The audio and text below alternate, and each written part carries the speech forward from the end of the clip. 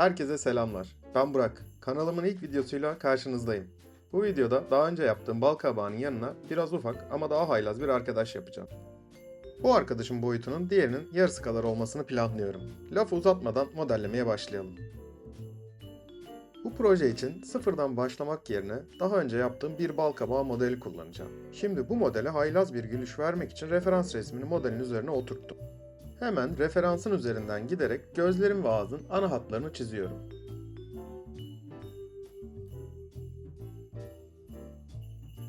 Ve işte kabağın yüzü şekillendi. Bu yüzeyleri siliyorum. Göz ve ağız boşlukları hazır. Modellemenin sıkıcı kısımlarından birindeyiz. 5'ten fazla köşeli bu poligonları temizleyeceğim. Normalde bu bağlantıları daha özenli yapmak gerekir. Ama bu proje için çok önemli değil. Bu modelle animasyon yapmayacağım. O yüzden şimdilik yüzeyin akışını bozmadan köşeleri birleştirmek yeterli olacak.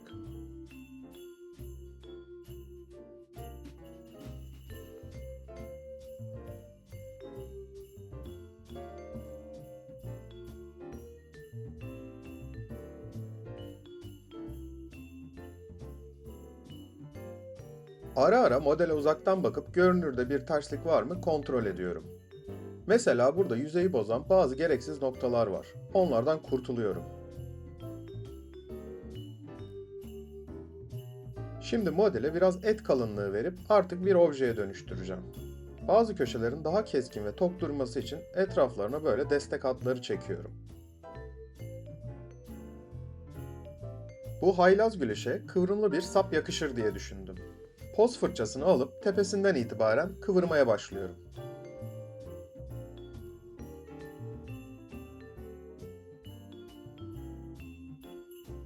Sapı biraz daha büyütürsem daha iyi görünecek.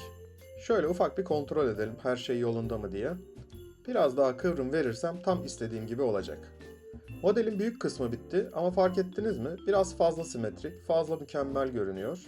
O mükemmelliği bozmak için sağından solundan eğik bükerek ona biraz yaşanmışlık katacağım.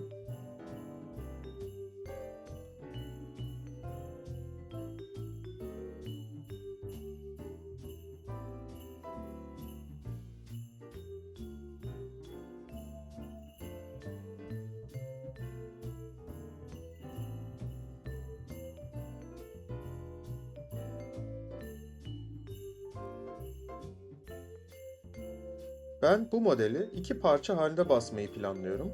Parçaların baskıdan sonra birbirine tam oturması için sapı modeline küçük bir tolerans payı ekleyip kabağın üzerinde ona özel bir yuva açıyorum.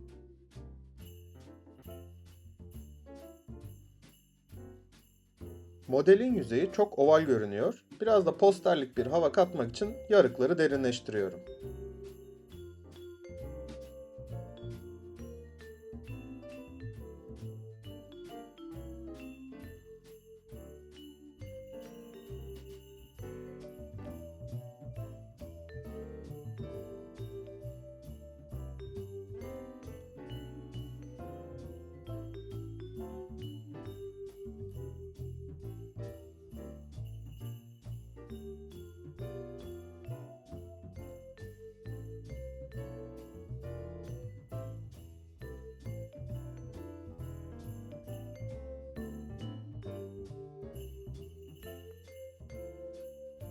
Ve artık dijital kısım tamam.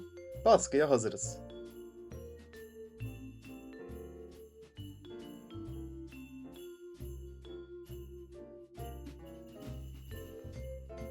Model baskıdan çıktı. Hiç de fena durmuyor. Ama son katmanlarda her zamanki gibi baskı hataları var. Yine de sorun değil. Zaten bu modeli boyayacağım. Bu yüzden de yüzeyi düzeltmek için bolca zımpara yapacağım.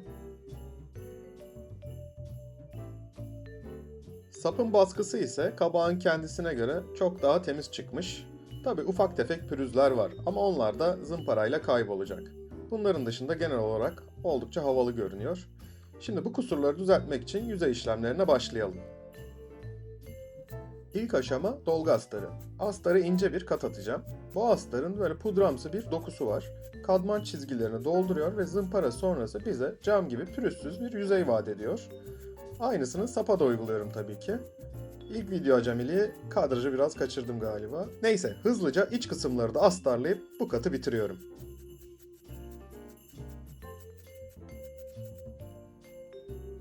Ve geldik 3D dünyasının en sevilmeyen kısmına, zımpara yapmak. Ama ne kadar sıkıcı da olsa sonucu en çok etkileyen aşama bu. Zımparaya ne kadar sabır gösterirseniz projeniz o kadar profesyonel görünür. Benim standart formülüm genelde 2 kat dolgu, 1 kat da normal astar. Ve tabii ki her katın ardından bir miktarda zımpara. Hemen yeri gelmişken ufak bir ipucu ekleyeyim. Arada bir yüzeyin tozunu almak gerekir. Hem daha ne kadar zımpara yapmanız gerektiğini görürsünüz, hem de temiz yüzeye atılan yeni katı astar yüzeye çok daha iyi yapışır.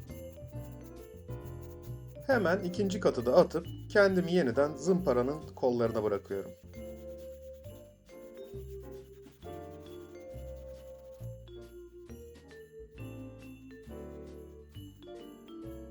Artık en eğlenceli kısma, boyamaya geçebiliriz. İlk kat için kırmızı ve sarıyı karıştırıp elde ettiğim bu klasik turuncuyla başlıyorum. İlk katı atarken biraz sakin ve sabırlı olmak lazım. Altta gri bir astar olduğu için boyanın rengini tam vermesi için birkaç kat gerekebilir. Tabi sizler videoda bu süreci çok daha hızlı izleyeceksiniz.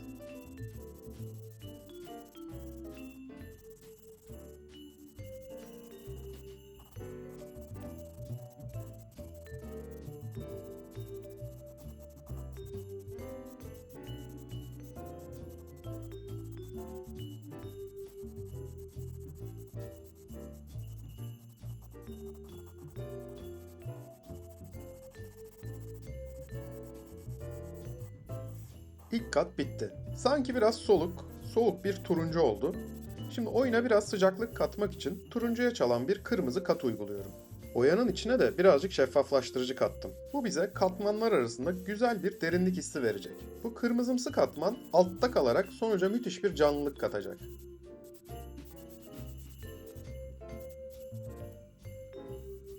Şimdi de sarı oranını arttırarak rengi daha net bir turuncuya çekiyorum.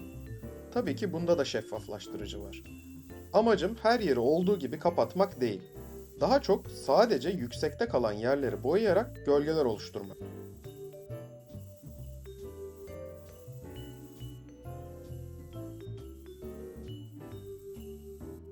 Sarıyı biraz daha abartmaya devam. Bu sefer bu parlak rengi daha da dar bir alana sıkıştırıyorum. Farklı turuncu katmanları sayesinde artık çok daha doğal bir görüntü elde ettim. Ve son parlak katmanımız. Neredeyse saf bir sarı renk. İçinde bolca şeffaflaştırıcı var. Çünkü alttaki tonları tamamen yok etmek istemiyorum.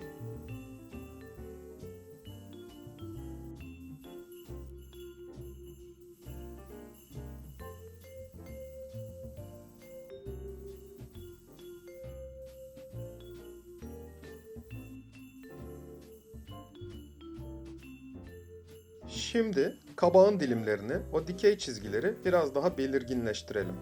Kırmızıya bir damla siyah katarak elde ettiğim bu bordo rengiyle sadece bu girintilere odaklanıyorum. Airbrush'ın basıncını düşürüp tetiğe çok hassas dokunarak kontrollü bir gölgelendirme yapıyorum. Bu tür işlerde katman katman sabırla ilerlemek en iyisi. Çünkü fazla boyayı geri alması çok daha zor. Airbrush'ın basıncını düşürme nedenim de aynı zamanda daha benekli bir görüntü elde etmek.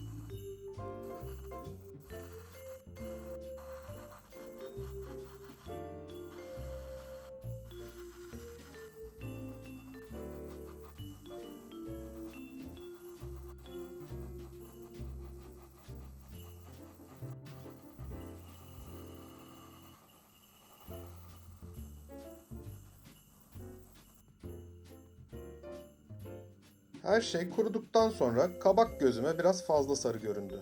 Rengi canlandırmak için şeffaflaştırıcı katkılı kırmızı boyayı alıp çıkıntılara çok hafif bir renk getirmeye çalışıyorum.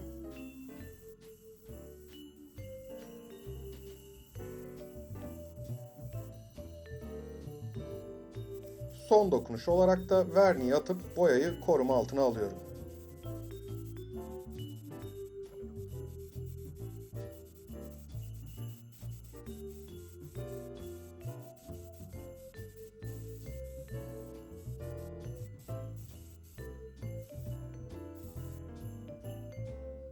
Sıra geldi sapa. Elimde sadece koyu yeşil vardı. Ben de içine biraz sarı katarak onu biraz canlandırdım. Bu canlı ve açık yeşil tonuyla baz katımızı atıyoruz.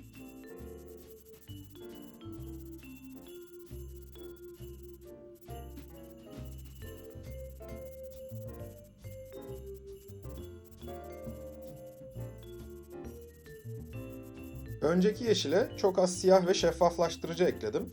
Tıpkı kabağın kendisinde olduğu gibi gölgeli ve katmanlı bir ton yakalamaya çalışıyorum. Baz rengin üzerine biraz daha sarı ekleyerek güzel bir fıstık yeşiliyle bir kat daha geçiyorum. Son olarak yine vernik atarak boyayı sabitliyorum.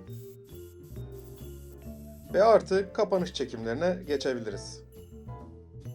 Umarım bu bal kabağı yapım sürecinden keyif almışsınızdır. Bir sonraki projede görüşmek üzere. Hoşça kalın.